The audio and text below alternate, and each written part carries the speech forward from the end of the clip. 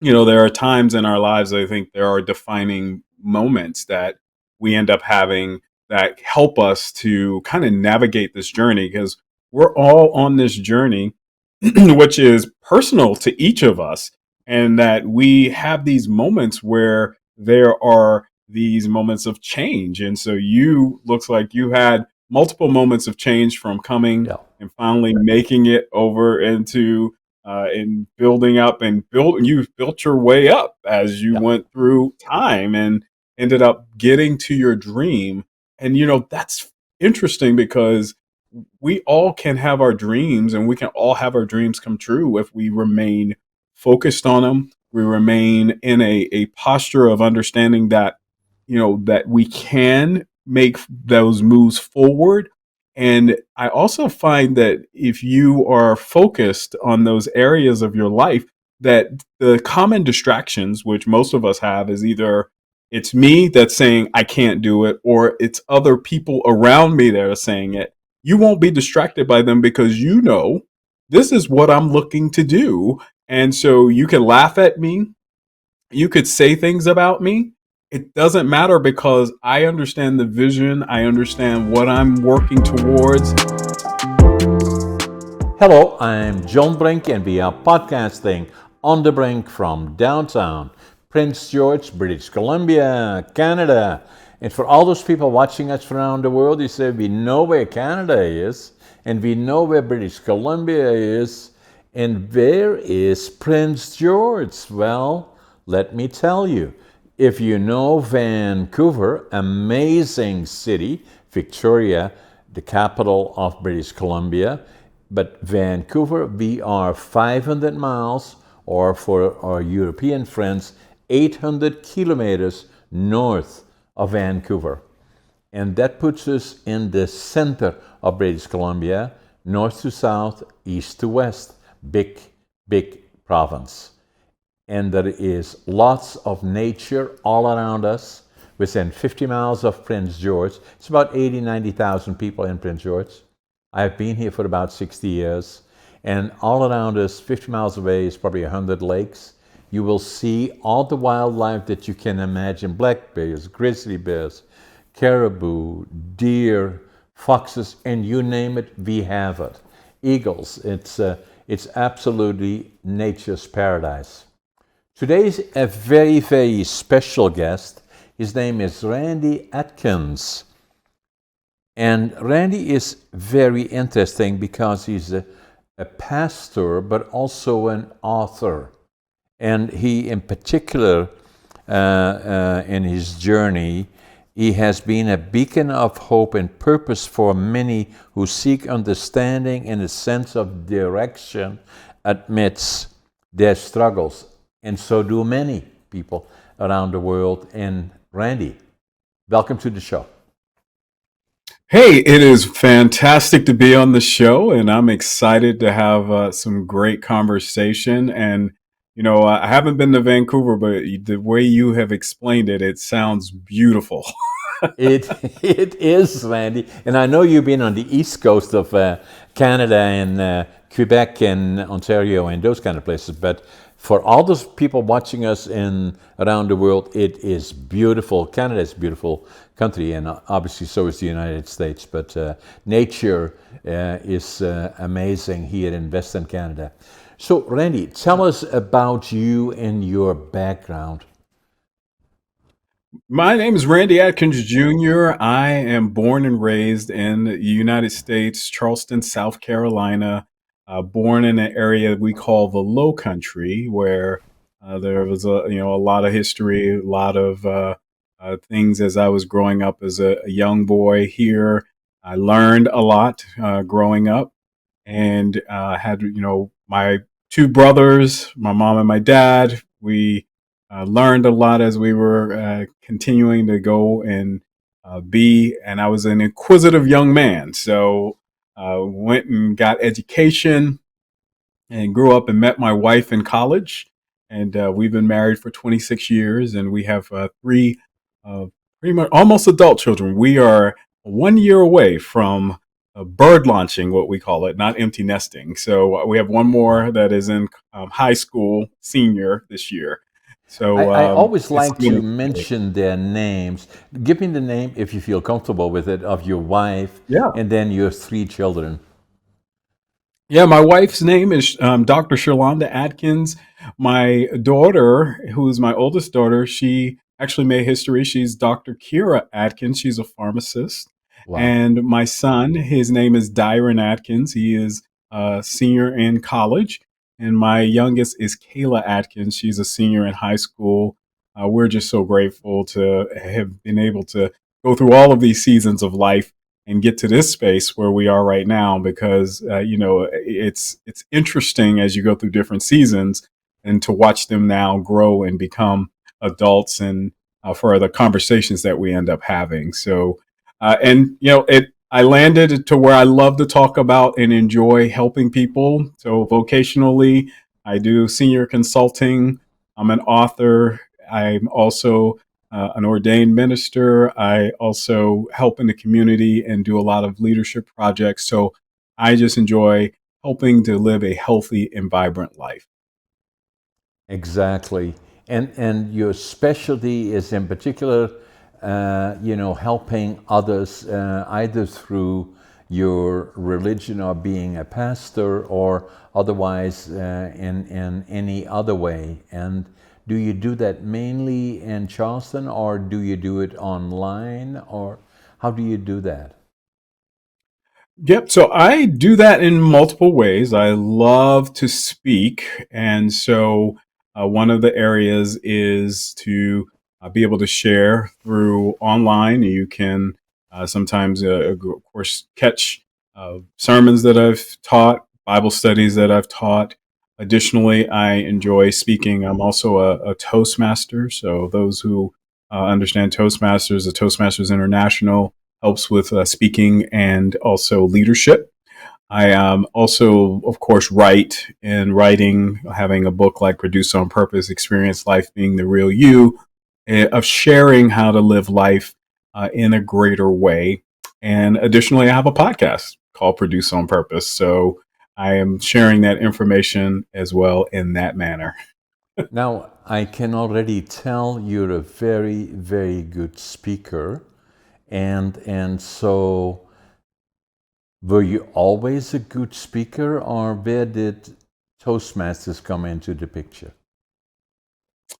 So I have been speaking in different ways for a long time. I would say initially I really started with teaching Sunday school, and then at some point going and preaching. I've been a Toastmaster for 10 years.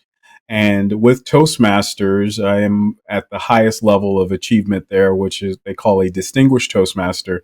So anyone who you meet that has that a particular achievement is that means they've done a minimum of 30 speeches. They've led in their district, led in their club. They've done special projects. And I've done that for a while, but I did Toastmasters primarily to help with conveying messages in a way that it will continue to be memorable, whether it's through storytelling, through specific gestures, and providing that information. I would say I just love speaking. In over time, of course, you just continue to practice that. And over time, it has become something that I just enjoy doing and sharing information in the greatest way that will be impactful and will have you remember maybe some of the great things that have been said, and have that memorable moment that you really want to have. Right. Now, which is interesting in a way because I'm also an author and I'm also an in demand keynote speaker, and I'm also a DTM, which is a Yeah. Distinguished Toastmaster. And I have been that for the last 25 years.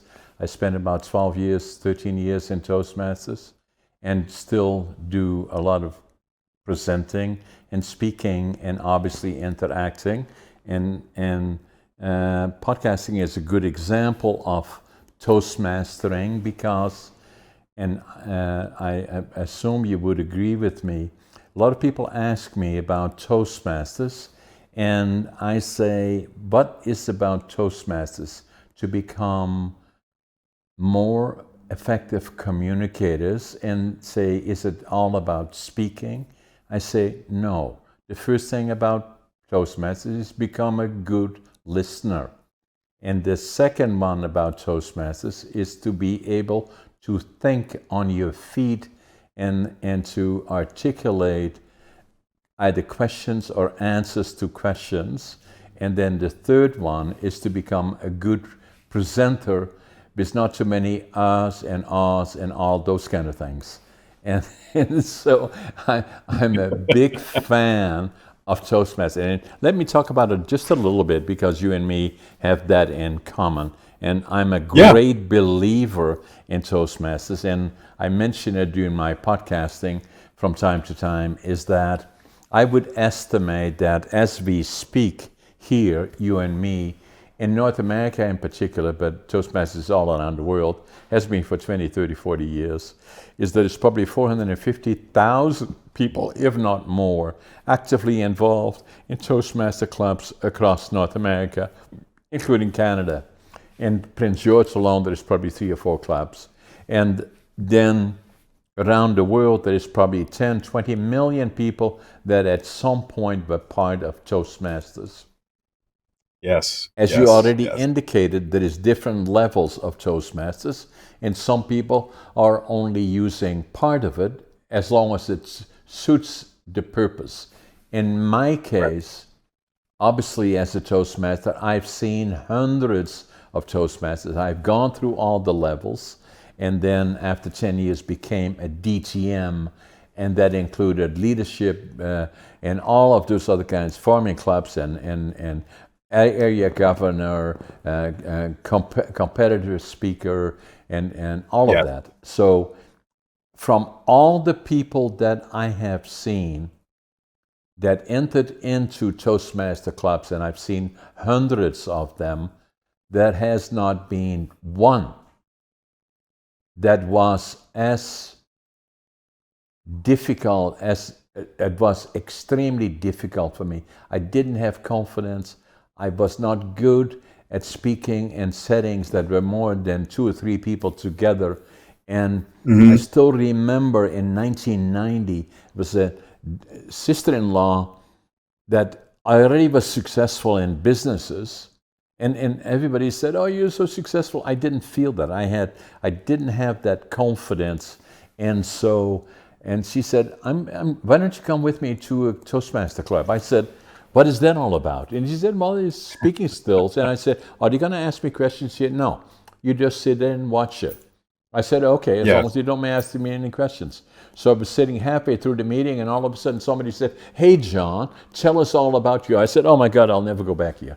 But I did. I stayed for 10 years. I became a CTM, ATM, ATM bronze, ATM silver, and on to a DTM. And today, I'm extremely proud of it. I use it on my business cards as a DTM. And I Yes. carry, if you could see me here, you see the Order of British Columbia, and underneath it is I'm a Toastmaster DTM. And I Ah, wear there we that. go. I wear that with pride.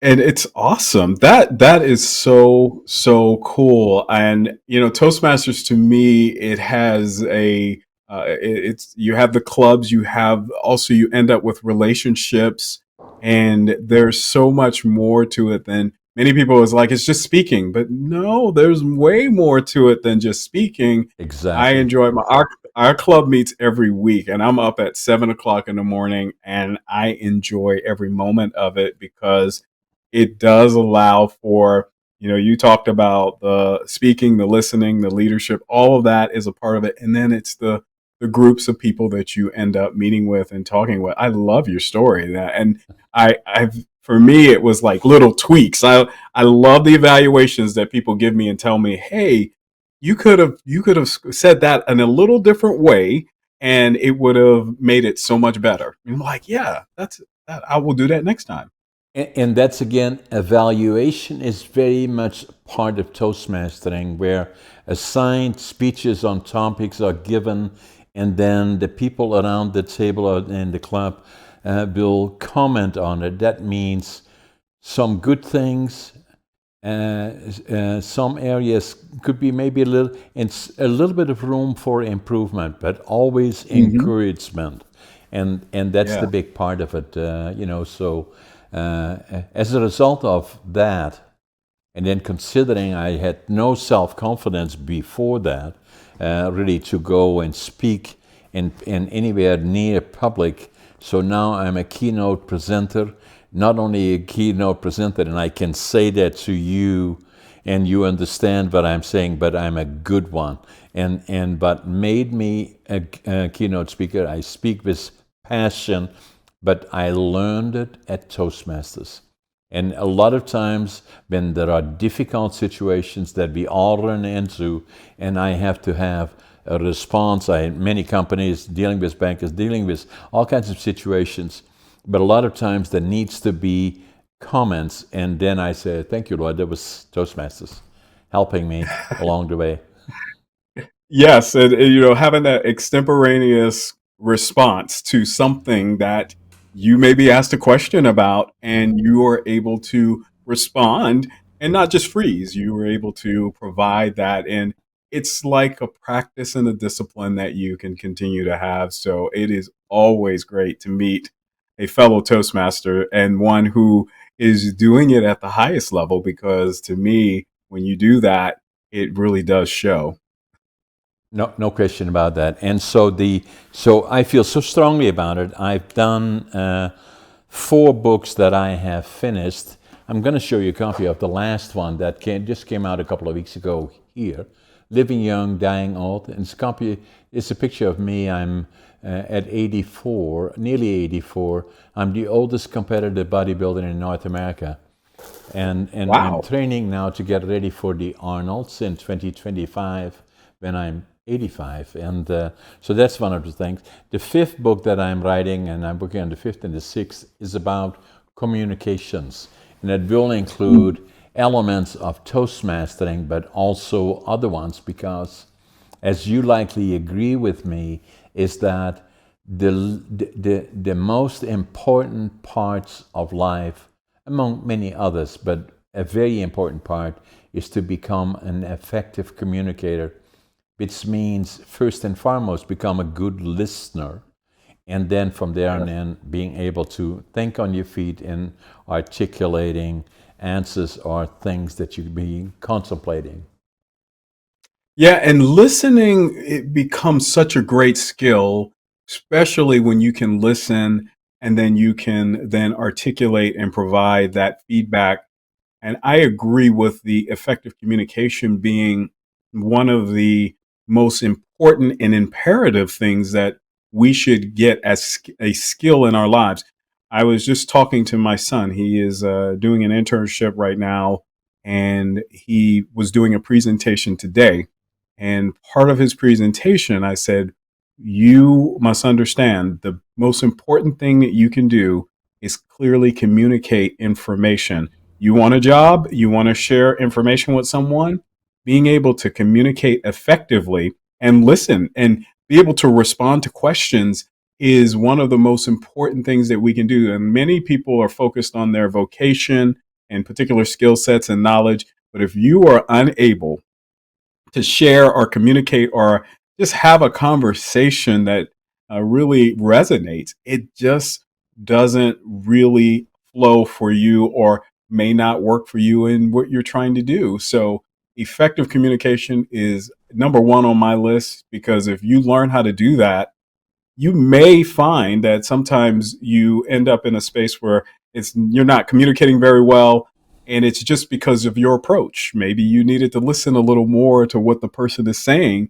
and then you get a response and you're like, oh, now we're connecting. You see, the interesting part about it, Randy, is that as I listen to you and I then let you tell me about Toastmasters, I already knew that this man is a very good communicator. And then it goes through my mind, he's a pastor, he probably is coming from that place. But as soon as you said Toastmasters, at one click for me. So the thing that I find interesting is that if I give presentations, and I do a fair number of them, and then I do a lot of podcasting, obviously, which again is Hmm. thinking on your feet. And Yeah. what I love about presentations is do Q&As, and I don't know what's going to happen, and I love that. And the reason that I do, where it would scare others, maybe for me it doesn't bother me because I did Toastmasters for 10 or 12 years, and I'm used to that, and I can deal with that, and so I recommend that to anybody that is thinking about it, is that there are Toastmaster clubs all around, and it certainly is an amazing vehicle to help, in a platform to help people to improve their communication skills. And that helps them in business, helps them in their personal lives, and helps them in life in general. And it is usually not very expensive. So that's kind of what I want to say about it. The other part that I should mention is that I'm in the process of securing the current president of Toastmasters International to be on my Hmm. podcast. I think she committed to be there next September or so.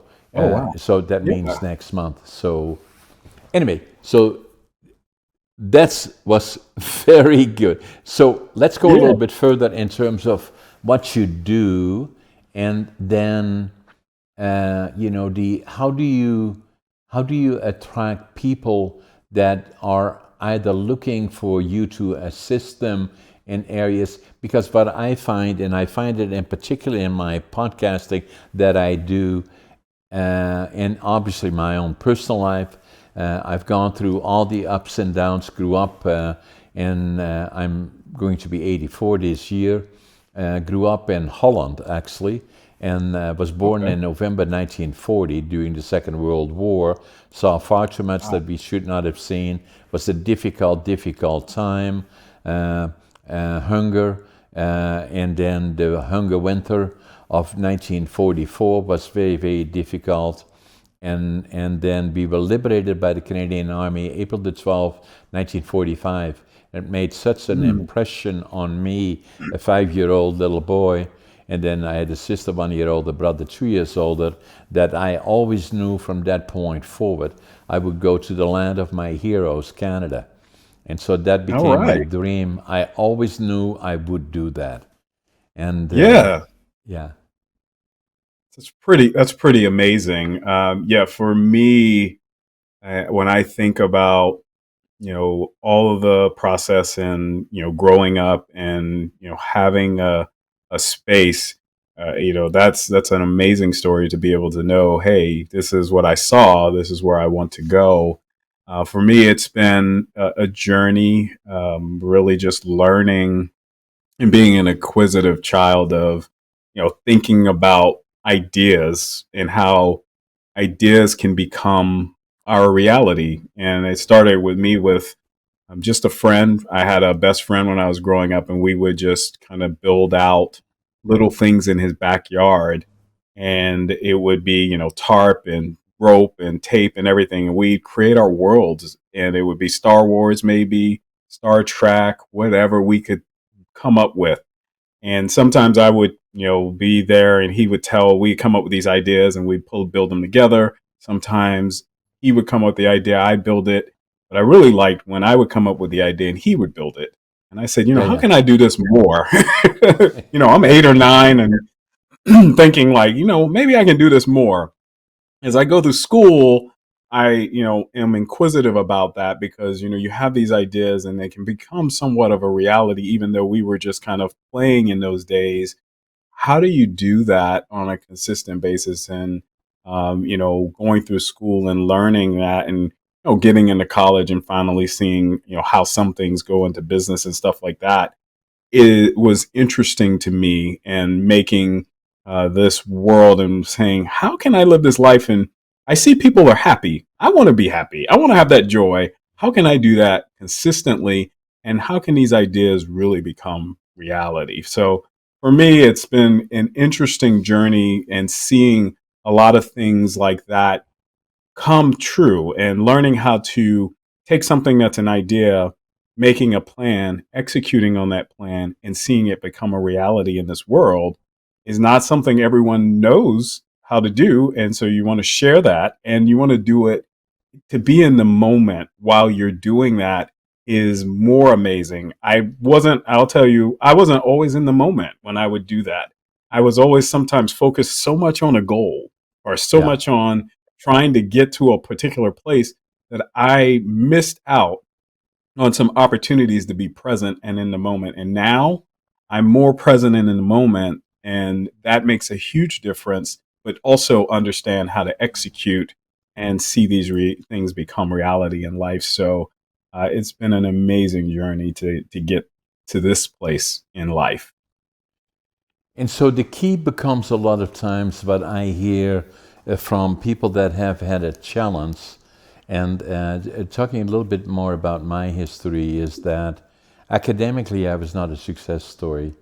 I failed grade 3, I failed grade 7 3 times. So they said, what are we going to do with this guy? So send him to the mentally challenged school, or my parents said, no, they're not going to do that. We'll get him to learn a trade. And my dad was in lumber, and so they sent me to a furniture factory, and I became a furniture maker. And I really Wow. enjoy that at 13.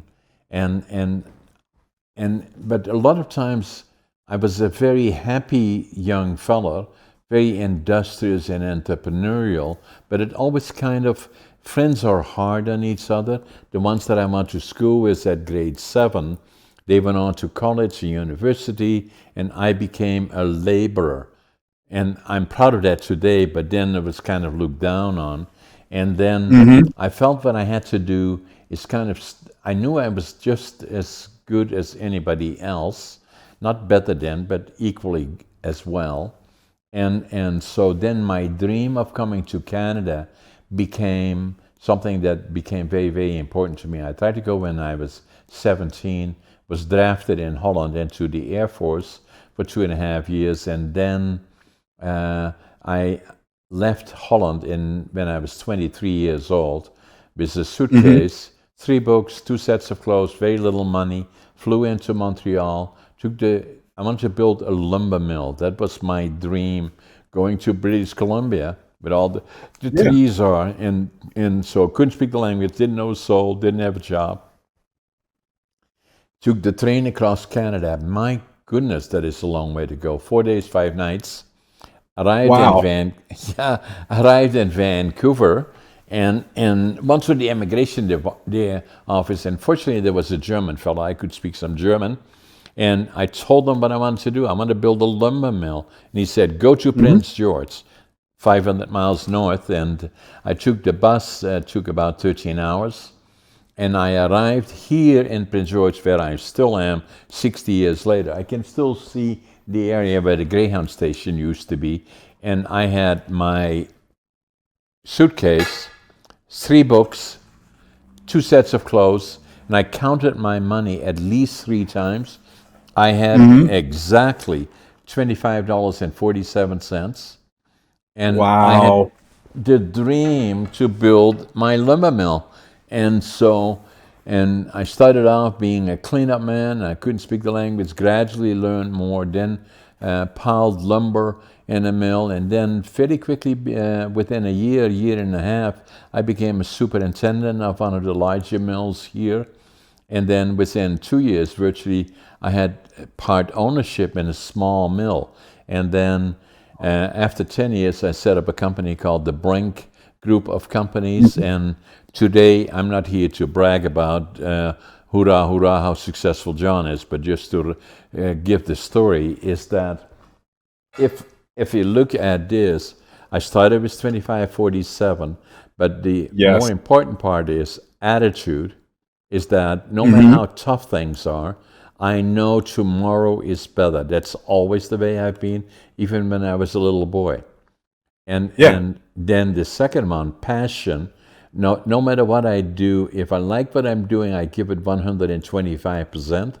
And then the other Mhm. one is work ethic, is I work harder than anybody. I get up even now at nearly 84. I get up at 5:30 in the mornings.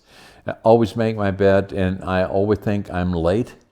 And I still work 60, 70 hours a week, and I love Yeah. it. And I'm obviously have a number of different companies, about 10 different companies. I write books, working on my fifth and the sixth one. I'm Yeah. podcasting. I'm a public speaker, and people say to me, "How do you do all of this?" And that was the other part that was a problem in my life. That I failed grade 3 and then failed grade 7 3 times. And Mhm. so after I was here in Prince George, 1965, for 32 years, in 1997, I walked into a store here, a bookstore, and I picked up a book, and I still have the book here. And the title of the book was Driven to Distraction. Hmm. And, Interesting. and Yeah. yeah, I started looking at the book, and it was about ADHD. And I said, "Oh Okay. my God, that's me." And so, and I wrote in the book right here in Dutch Yeah. because I was ashamed of it, is that Mhm. now I finally know who I am, January 1997. Now, Wow. yeah. And so that was again something that changed my life, really. Between this, from 1990 till 2002, I was part of Toastmastering. And I still Yeah. go to Toastmasters once in a while, but not as often as I did before. That was the one thing Yeah. that changed my world. And then the second one was finding that I was ADHD. And after I started checking it all out, it's more commonly known now, and the frequency of occurrence much higher than people initially thought it was, and I Right. call it a superpower. And a Yeah. lot of people say to me, "How do you do all this stuff, all those companies, and then speaking and podcasting and all of that kind of thing?" And I say, ADHD. That's how you do it.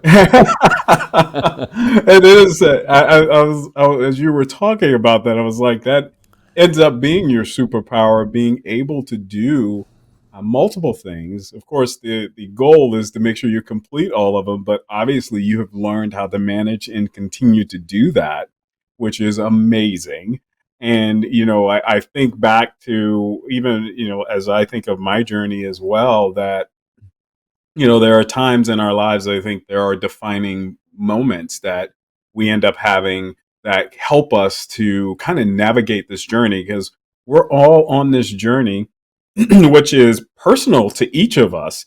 And that we have these moments where there are these moments of change. And so you looks like you had multiple moments of change, from coming Yeah, and finally making it over into in building up and you've built your way up as you yeah, went through time and ended up getting to your dream. And that's interesting, because we all can have our dreams, and we can all have our dreams come true if we remain focused on them. We remain in a posture of understanding that that we can make those moves forward. And I also find that if you are focused on those areas of your life, that the common distractions, which most of us have, is either it's me that's saying I can't do it, or it's other people around me that are saying it. You won't be distracted by them, because this is what I'm looking to do. And so you can laugh at me, you could say things about me. It doesn't matter, because I understand the vision. I understand what I'm working towards.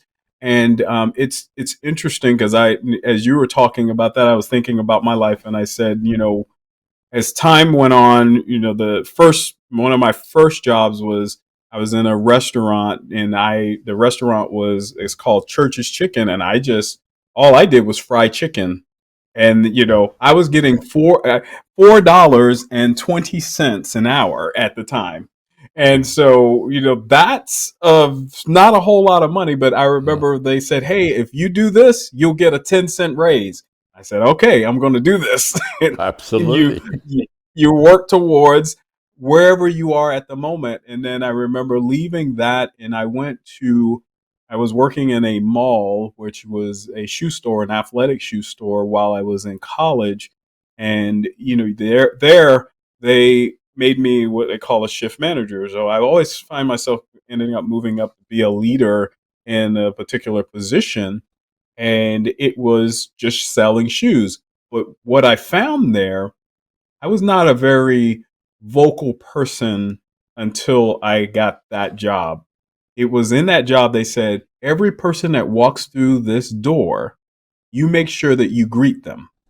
And Exactly. so before, I would never have greeted anyone, but No, I learned to greet everyone that walks through the door. And from then on, I can walk up to anyone and greet them and just say hi, and it yeah, doesn't affect me.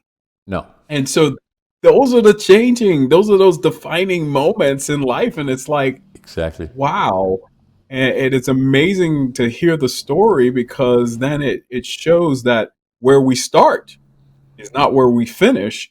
And how can you do all of these things? I sometimes get asked those questions as well. Like, how can you be doing software? How can you be writing books? How can you be speaking? How can you be sharing? How can you do all of these things? Well, really, it's all about what are you born? What were you born for? What was your purpose? Why were you put here?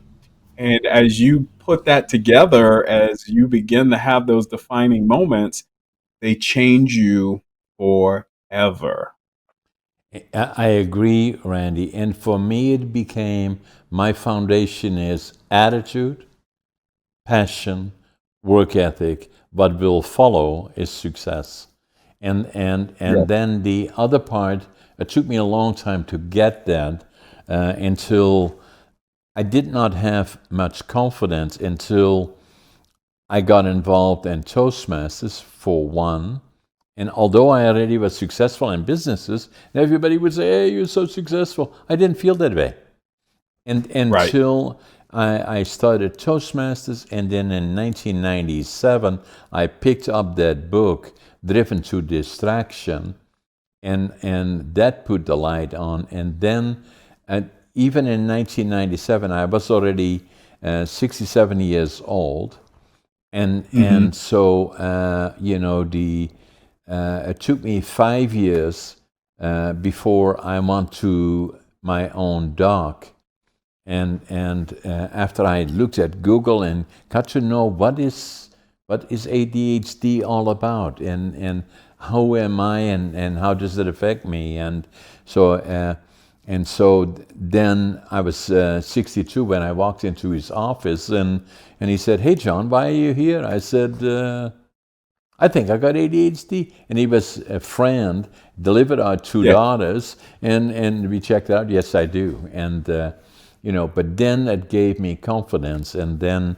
from there on in, at that age, I started to become more successful in business, started to write books, and then from there and then became a in-demand keynote speaker, and Yeah. obviously, and then from there and then obviously being podcasting. Podcasting is another amazing media and platform that, initially when I started blogging before, a couple of years before COVID came, and doing it mainly by email, and then I started working with a local television station here and did some with them, and then in my studio I started doing some podcasting, and then Yeah. Yeah. there's only so many people around, and the more I watch television and see CNN, ABC, and all the other ones, and you look at television screens, and there's one, two, three different people from all over the place, and saying maybe we should do something virtual, and so that's what Right. we did.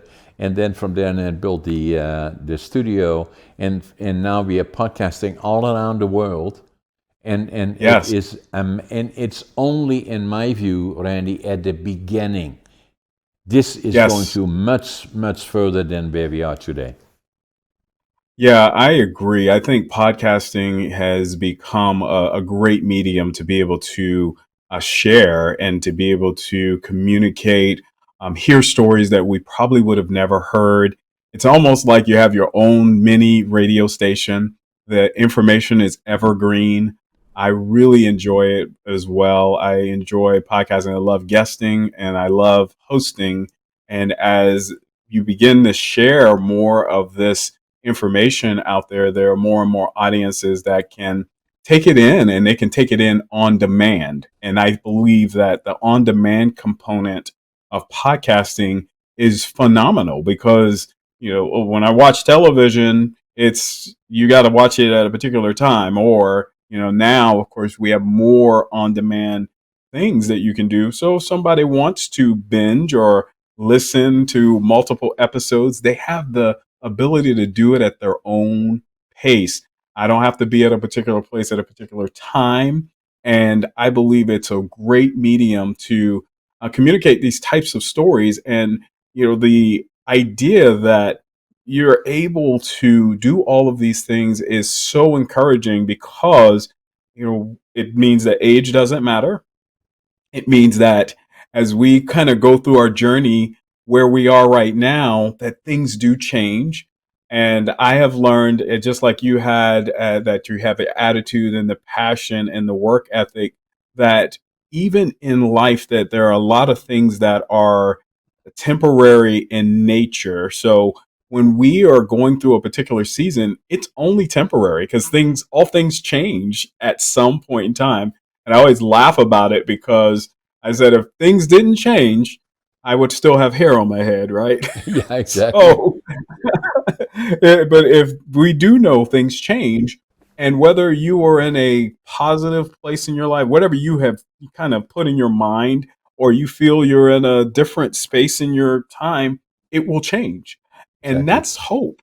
That's hope that we Yeah. all have, that we can get to those places and those dreams that we have. And I really encourage everyone to have visions and have dreams in their lives so that they can move and see those successes and really connect with others. I love podcasting because I'm able to connect with so many great people and so many great people like you that are doing amazing things. This is phenomenal.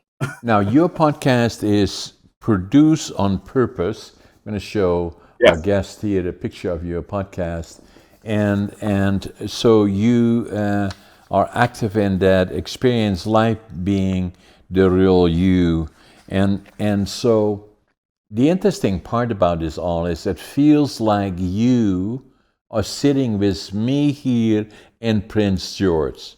So we have this Yeah. casual conversation about topics that it is always amazing what happens during that conversation. Because when Yeah. I thought I'll just let him explain his thing about Toastmasters, and then at some point I'm going to tell him I am I'm also involved, So I'm looking for your books. Now, what I say about books is that writing books is not easy, and and I'm sure you agree with me. The first book that I Yeah. wrote is that a lot of people said to me, "Hey, John, you have such an interesting life. Why don't you write a book?" And so. And for the last 20 years, I've started, I stopped, I started, I stopped, I started. And then about 3-4 years ago, I said, if I don't do it now, it will never get done. So I Yeah. started to write a book.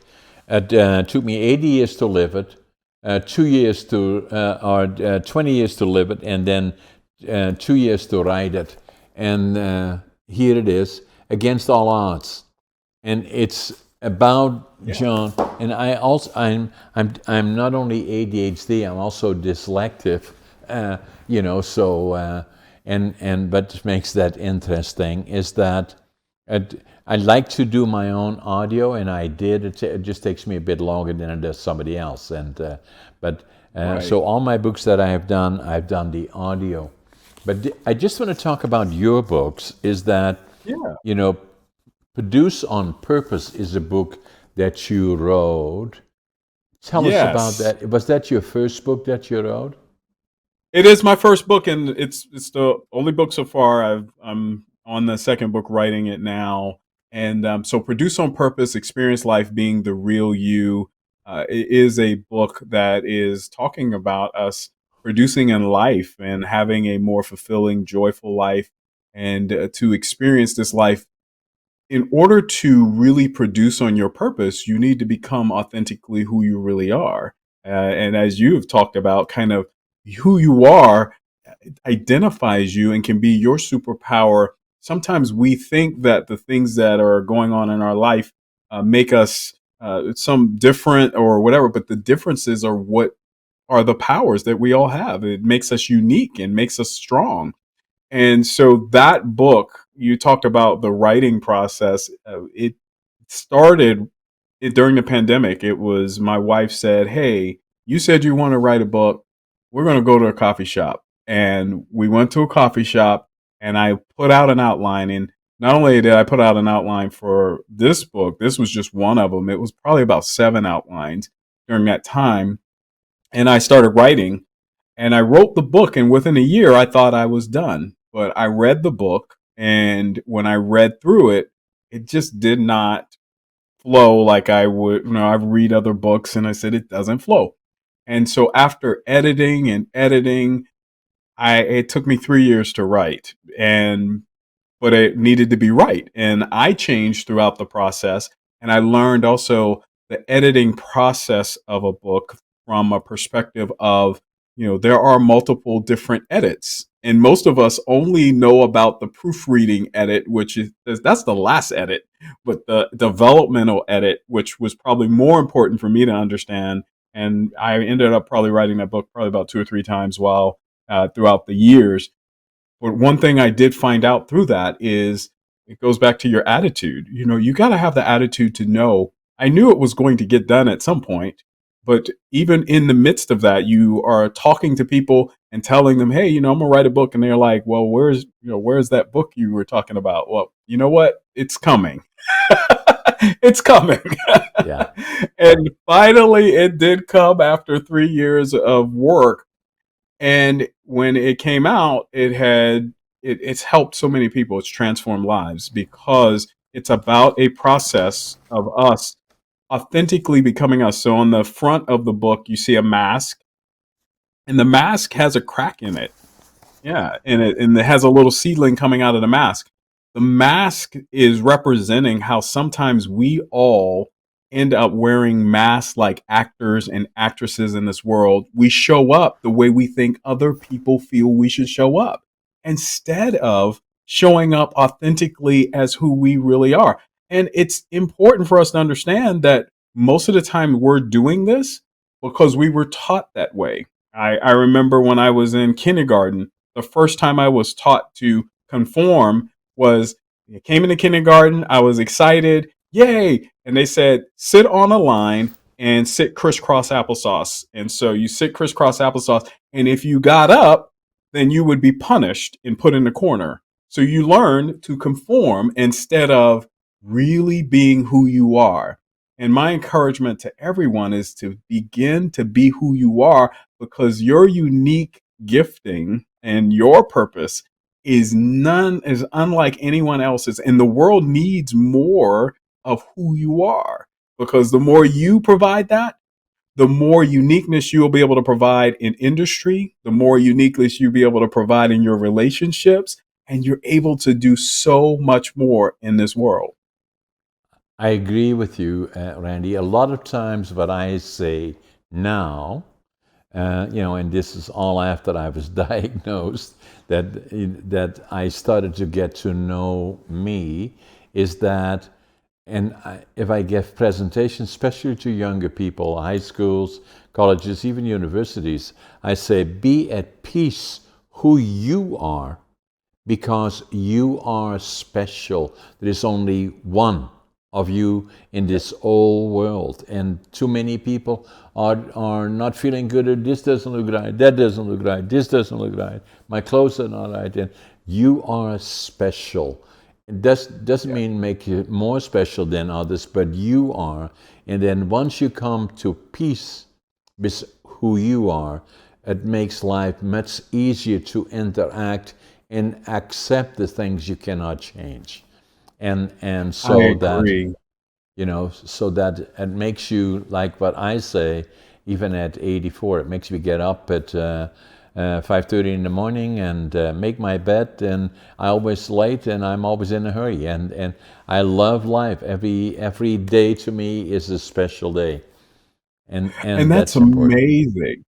That's amazing because that's what life should be like, that we should enjoy every moment. And one of the ways to enjoy every moment, you said a word that I really believe is a word that we all should take dear to our heart, and that's peace. To be at peace doesn't mean that you don't have any conflict in the world, but to be at peace means that you understand who you are and what you're here for. Why are you here? Are you here to have a greater relationships with others? Are you here to inspire others and help others along the way? Are you here to serve and to be able to, make life better? Are you here to enjoy this moment? And to be able to just look outside and see the beauty that's outside, whether it's a mountain or water, or if something's there, that you can take enough time to observe what is going on there. And when we are in that space, you can be at peace. And then that means your interactions every day, you can be excited to get up at 5:30. You can be excited to get up in the morning and know that today is another opportunity, another possibility that you are going to be able to impact this world and impact those that are going to be around you. My Exactly. encouragement to everyone is that a lot of times all of us are allowing the things that are external to us affect who we are or change the way we feel. But when you know who you are on the inside, you get to wake up in the morning with the light. And then that way, when you move into dark places, guess what happens? The dark has to scatter because you have light, and your light is the thing that begins to help others that are around you. And they know the difference when you are around. If you just give them that smile, you just give them Exactly. that inspiration. And Exactly. I think that you just brought out that word peace. Does it serve you? Whatever you're doing, whatever relationship you're in, whatever job you're working, whatever you're doing every day, does it bring you peace? Does it allow for you to fulfill the things that are on the inside of you? And I believe when we begin to look at that in our lives, it begins to change us, it begins to transform us, and it allows for us to truly produce based on what we were born for or manufactured or designed to do. Yeah, I agree. And the other part that has always been important to me, probably from the time that I grew up in Holland, in Northern Holland in particular, is that to be part of community and to give back to community doesn't mean it has to be money necessarily, if it would help in some cases, but being part of communities and being involved in it, I always believe is important. And Yes. because it's so critically important to have that a community, may it be in South Carolina or Charleston, is and so do I in Prince George, and I've always done that, even at the time that I couldn't really speak the language well. I didn't know too many people, but I always tried to be involved, and I think that was very, very important. Yeah, community makes a very big difference because that provides support. And many times we all have different visions, purposes in our lives. And my encouragement, I ask in my book, I said, are you ready to be a producer? And the reason I asked that question is because many of us are acting or being actresses, showing up the way somebody else wants us to show up. Because if you go watch a movie and say the movie is your life, and you are acting in it, you're really acting on someone else's script, because that's how actors and actresses work. They are working on someone else's script. You say, well, then I'll be the director of my life. Well, the director does have greater freedom, greater ways to do the angles of the shots and everything else. And however, both the director and the actors and actresses are hired by the producer. And the producer, if you become the producer of your life, then you can then be the one that brings in all of the resources, all of the people that need to be involved. You get to bring the script, and you get to bring this great script that is your purpose of life Exactly. to life by bringing other people with you. You can't do it by yourself. So you No. know you have to hire the right people, or you have to share and communicate and effectively communicate, what does that vision look like for my life? And as the producer of your life, you are then going to produce those things that are beautiful, that are really important to you, that provide that aspect of who you are and what you were born and put here to do. And you will then be able to share that. And being a part of a community, you are now a part of that community, sharing that vision, being able to help those that are around you. And it's vice versa. It happens the same way back to you when you are having that support. And many times we need that support to help us, because sometimes all times of our lives are not going to always be great. But when times aren't that great, you got support.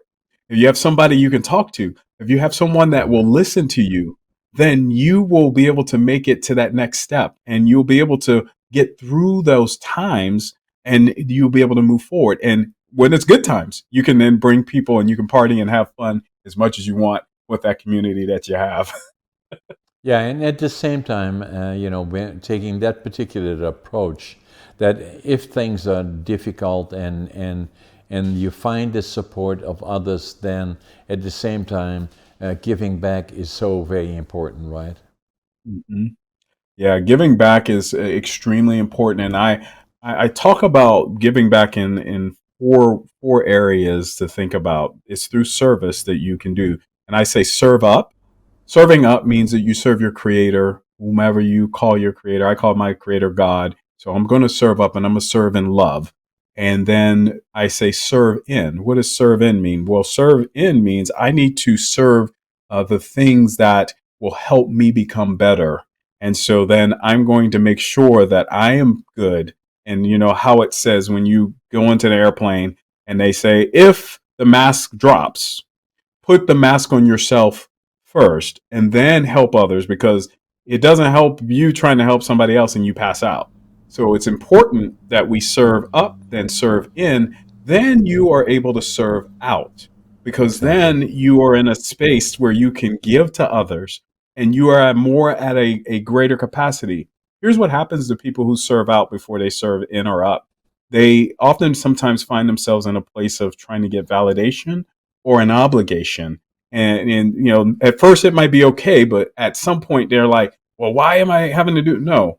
If you serve up and you serve in and you're good, you're going to be able to help so many people when you serve out.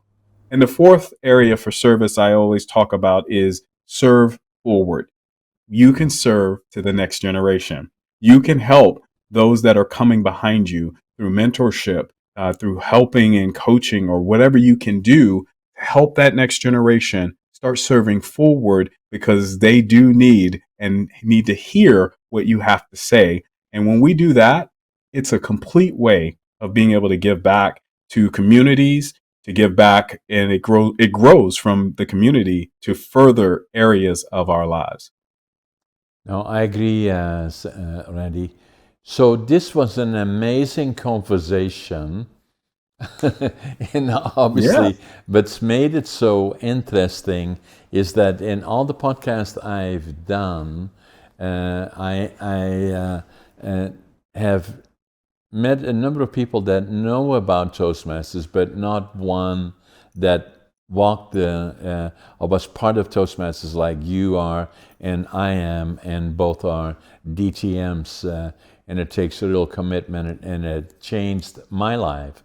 And for all those people watching, the next book that I'm writing is about communications, not all about Toastmasters, but communications in a general sense, how important it is, and also about the new media versus the old media. I think Yeah. podcasting is part of the new media, and all of that Mhm.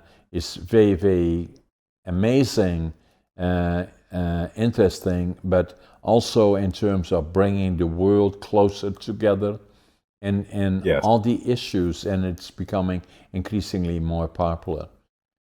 So, Yes.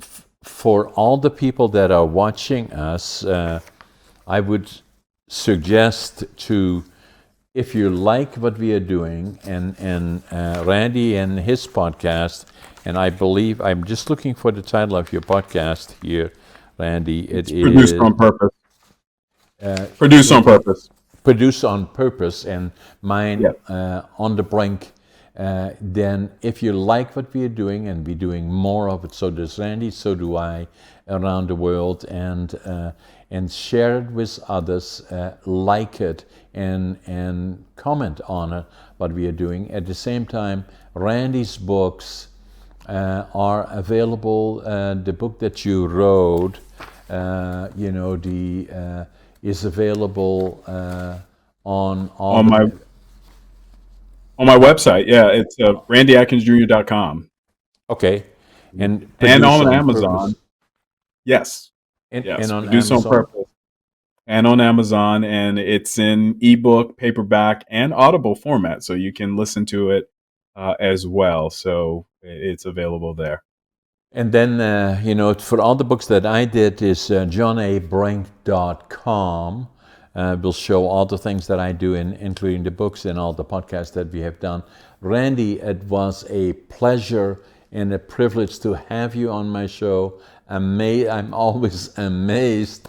It was the things that happen during these discussions, and as I said, it was a pleasure. And this podcast should be available to you tomorrow morning.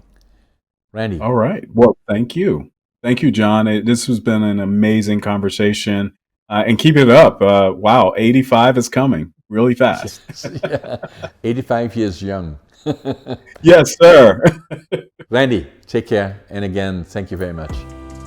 Bye-bye. You too. Thank you.